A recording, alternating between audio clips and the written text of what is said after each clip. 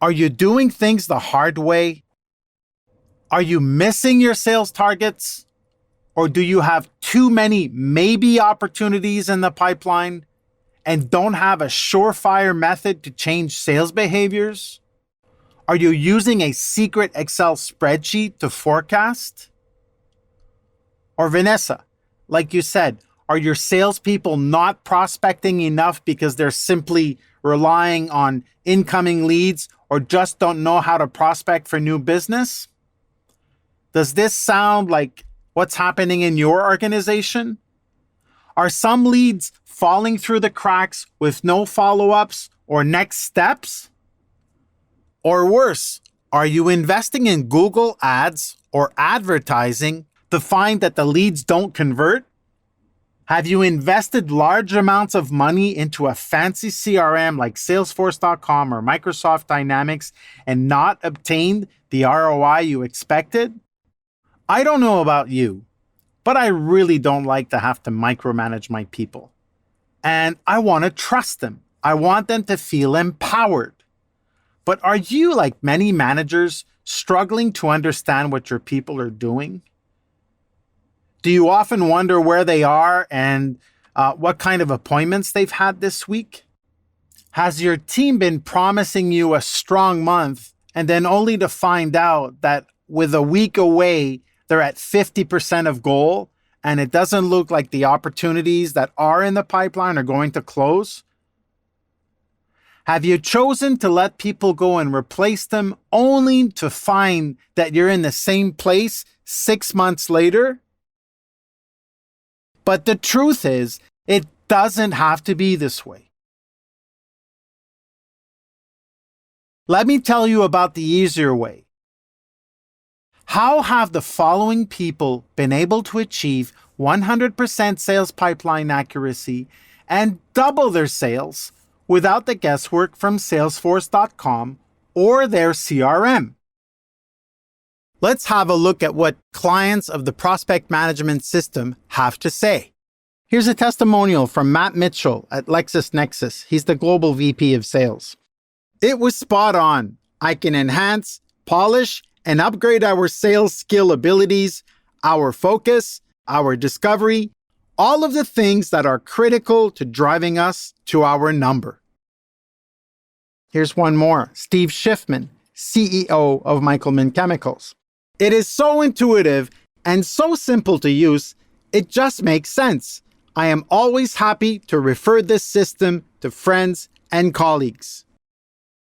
And from Singapore, Eva Au, she's the managing director at IDC Asia Pacific. This project has been a resounding success for our company globally. It is now part of our culture. Results are not typical. I don't know you, your company, or how well you can implement what I teach. Most people don't even get around to doing what I teach. So any results I talk about in this presentation are not typical. It takes effort, persistence, and patience. With any business, there is always a chance of things not working out. And I'm in no way promising as to what you can make out of what I do or what I'm teaching you here. So, why is this important right now? 75 to 100% of sales opportunities don't have a next step. According to CSO Insights, CRMs only have 41% adoption. That's a gap of 59%, making it impossible to forecast accurately. And only 40 to 55% of sales reps make their annual targets. Let me now reveal how to achieve 100% sales pipeline accuracy across your entire sales organization in 3 days or less. Here we have a sample sales process which begins with qualifying all the way through closing and getting the business. So, when a representative meets a prospect for the very first time, they want to establish trust and some kind of commonality. Of course, we want to qualify the opportunity and determine if there is a fit. But what's our number one objective? Many sales opportunities, however, have one thing missing: the reps don't have a clear objective at that first appointment. When I was a manager in Toronto, I had a rep come up to me and say, "Robert, I just had a really good meeting at Pfizer." So I said, "Really, Anthony? Tell me more." "Well, they showed me around the library. They introduced me to other members of their team. I demoed our services, and I think we're going to win this one." So I said, "Great. When are you going back?" And he said, No, not just yet. First, I have to send them a brochure with a price list, and then we'll take it from there." So I said, "Anthony, stop. You didn't have a great meeting. You had a happy meeting, a feel-good meeting, and you come back oozing with joy." You see, what happens is a lot of reps go around having these happy meetings. They simply don't have a next date and time to either speak or meet again. Sometimes they're afraid to get the no.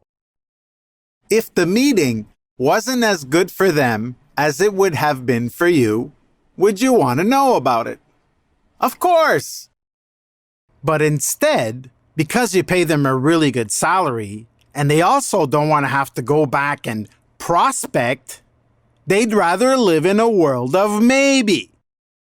The problem with maybe opportunities is that they're often bogus.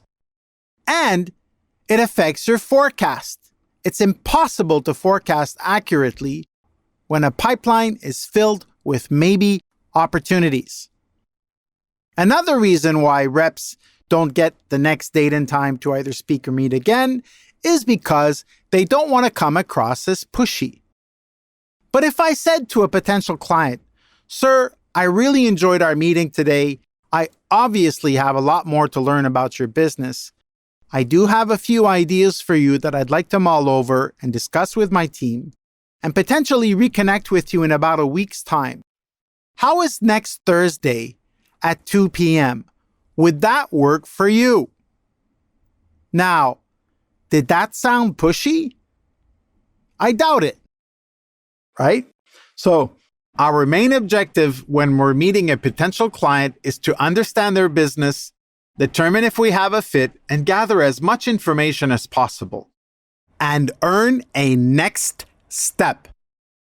Eventually, we'll present a high-value proposal, possibly enter a negotiation, and win the business.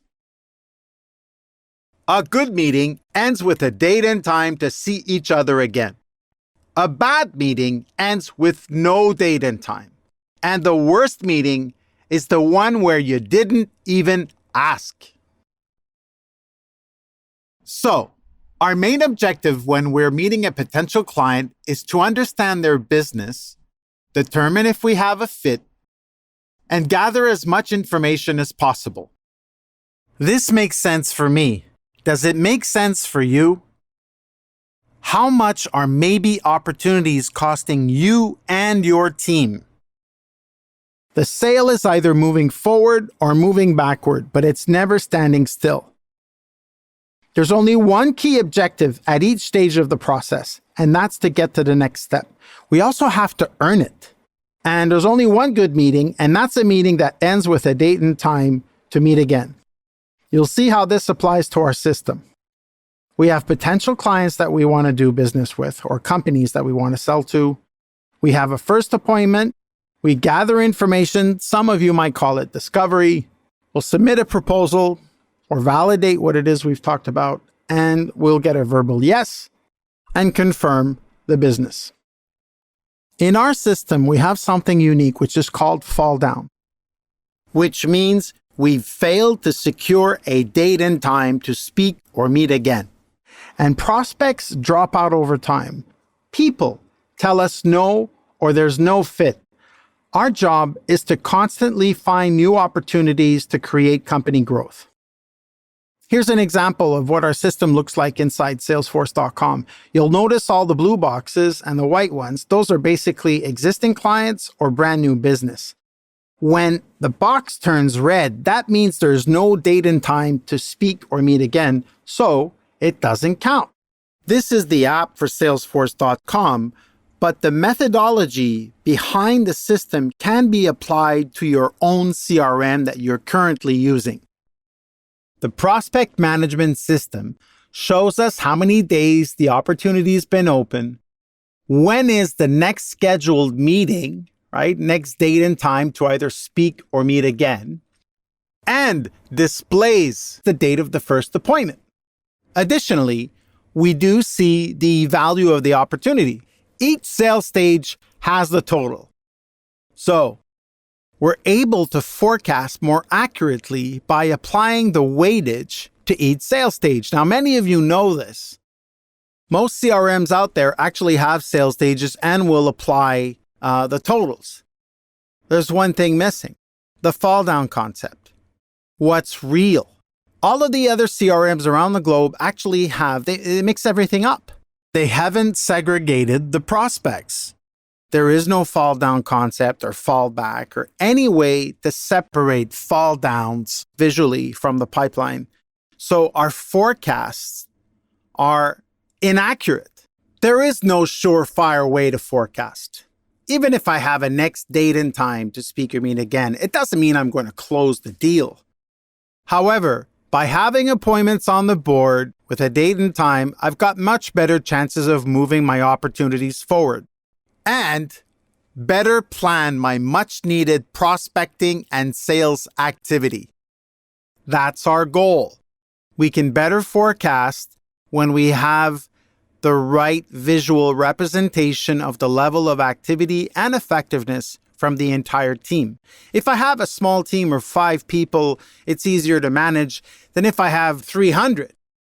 How can we make sure that everyone is operating at a high level of activity and effectiveness?